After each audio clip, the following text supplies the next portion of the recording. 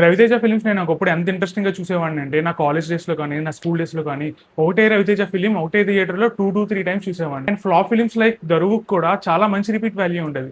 ఒక point of time వచ్చేసరికి థియేటర్కి వెళ్ళి చూడడం పక్కన పెడితే అసలు ఏ సినిమాలు వస్తున్నాయి, ఏ సినిమాలు పోతున్నాయి, అసలు సినిమా పేరేంటి అన్న తెలుసుకోవాలన్న ఇంట్రెస్ట్ కూడా ఒక పాయింట్ ఆఫ్ టైంలో నాకు చచ్చిపోయింది. అదేంటంటే నేను లాస్ట్ 10 yearsలో రవితేజ ఫిలిమ్స్ నేను ఎంజాయ్ చేసినవి ఏంటంటే ఓన్లీ 2 అని చెప్తా. అదేంటంటే రాజా ది గ్రేట్ ఒకటి, ఇంకోటి క్రాక్ ఒకటి. అదర్ దాన్ దట్ అసలు రవితేజ సినిమా పేర్లు కూడా నాకు గుర్తులేనంత పరిస్థితికి వచ్చేసింది. అండ్ దెన్ ఇప్పుడు ఇరుముడి చూసా. ఇరుముడి ఏంటంటే చాలా ఫ్రెష్ కాంబినేషన్. ఈ సినిమా డైరెక్టర్ ఎవరు అంటే శివ నిర్వాణ. ఆయన ఏంటంటే చాలా మంచి రొమాంటిక్ కామెడీస్ తీశారు ఇంతకుముందు. నాకు one of my favourite films నిన్ను కోరి అని తీశారు. సో శివ నిర్వాణ డైరెక్షన్లో రవితేజ యాక్ట్ చేస్తున్నారంటే ఆబ్వియస్లీ ఈ కాంబినేషన్ చాలా ఫ్రెష్ అనిపించింది. నాకున్న ల్యాక్ ఆఫ్ ఇంట్రెస్ట్ మొత్తం పోయి ఈ సినిమా చూడొచ్చు అనే అనౌన్స్మెంట్ నుంచి నేను అనుకుంటున్నా. And surprisingly the marketing content is very very good. Irumudi from the title it self, the poster it self, the teasers and the trailers చాలా చాలా ఇంట్రెస్టింగ్గా అనిపించాయి. అండ్ ఆబ్వియస్లీ నేను ఇప్పుడు ఇరుముడి ఏంటంటే ఫస్ట్ డే ఫస్ట్ షో వెళ్ళాను. Keeping all my lack of interest of Ravi Teja films keeping aside, ఈ సినిమా నన్ను ఏంటంటే థియేటర్కి వెళ్ళి కూర్చోబెట్టేలా చేసింది. ఇప్పుడు ఇరుముడి చూసాక నేను మళ్ళీ డిసప్పాయింట్ అయ్యానా లేదా ఈ సినిమా నాకు నచ్చిందా అనేది మనం ఈ రివ్యూలో మాట్లాడుకుందాం. Welcome to Cinemachari. మనం సినిమా చూస్తున్నప్పుడు ఏంటంటే మనకి డిఫరెంట్ పర్స్పెక్టివ్స్ ఉంటాయి, డిఫరెంట్ జడ్జ్మెంట్స్ ఉంటాయి. చూసిన ప్రతి ఒక్కరికి సినిమా నచ్చాలి అని ఉండదు. కానీ మన పర్సనల్ ఎజెండాస్ కానీ మన పర్సనల్ ఇంట్రెస్ట్ కానీ సినిమా అనే థాట్ ప్రాసెస్ ఏంటంటే ఎఫెక్ట్ చేయకూడదు. So if at all you are interested about unbiased reviews, ఒక సినిమా గురించి ఒక కంప్లీట్ మంచి ఒపీనియన్ కానీ ఒక యాక్యురేట్ ఒపీనియన్ కానీ మీకు తెలుసుకోవాలి అని అనిపిస్తే మాత్రం please subscribe to Cinemachari channel and please follow me on Instagram Cinemachari. Thank you. Irumudu as a film ఏంటంటే it's a suspense thriller set in a village in Andhra Pradesh అనమాట. సినిమా టైటిల్ ఇరుముడు అయినా కూడా ఆ స్పిరిచువల్ థింగ్ అనేది జస్ట్ స్టోరీ టెల్లింగ్ లో ఒక part మాత్రమే. కానీ సినిమా థీమ్ మాత్రం ఒక సస్పెన్స్ థ్రిల్లర్. ఏంటంటే ఇందులో రవితేజ ఏంటంటే ఒక తాగుబోత్ క్యారెక్టర్ ప్లే చేశారు who loves his family and daughter అనమాట. సో సినిమాలో ఏంటంటే చాలా కాన్ఫ్లిక్ట్స్ ఆయన చుట్టూ ఓపెన్ అవుతూ ఉంటాయి. సో ఆ కాన్ఫ్లిక్ట్స్ అన్ని ఆయన ఎలా రిజాల్వ్ చేశాడు, క్లైమాక్స్కి ఆ కాన్ఫ్లిక్ట్స్కి కంక్లూజన్ ఎలా తీసుకొచ్చాడు అనేది ఈ సినిమా థీమ్ అనమాట.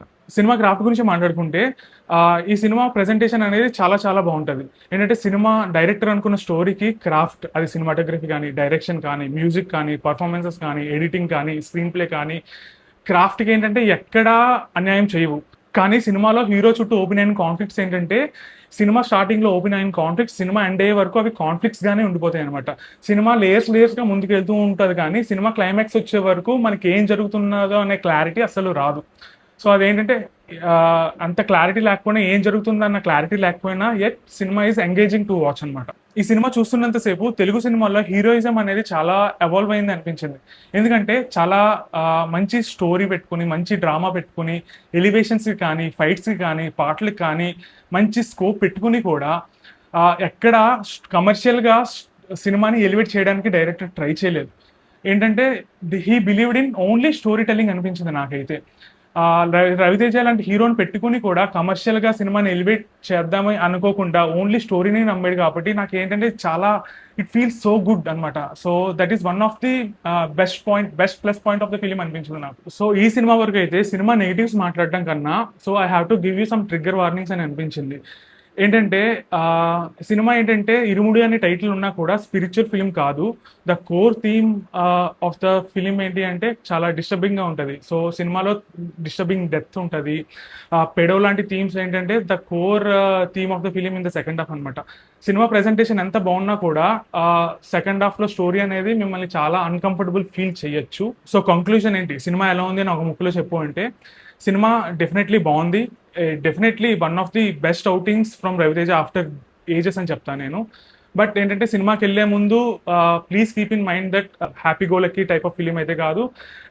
డెత్ ఉంటుంది, పెడో లాంటి థీమ్స్ మిమ్మల్ని డిస్టర్బ్ చేస్తాయి అనుకుంటే please think twice before watching this film. But cinema as a presentation is very good. లేయర్స్గా ఓపెన్ అయిన కాన్ఫ్లిక్ట్స్ ఏంటంటే క్లైమాక్స్ వచ్చేసరికి చాలా సాటిస్ఫైయింగ్గా ఉంటుంది. మీరు థీమ్ని జనర్ని దృష్టిలో పెట్టుకుని try to watch this film. That is all about Irumudi. Thank you. Signing off. Take care. Bye.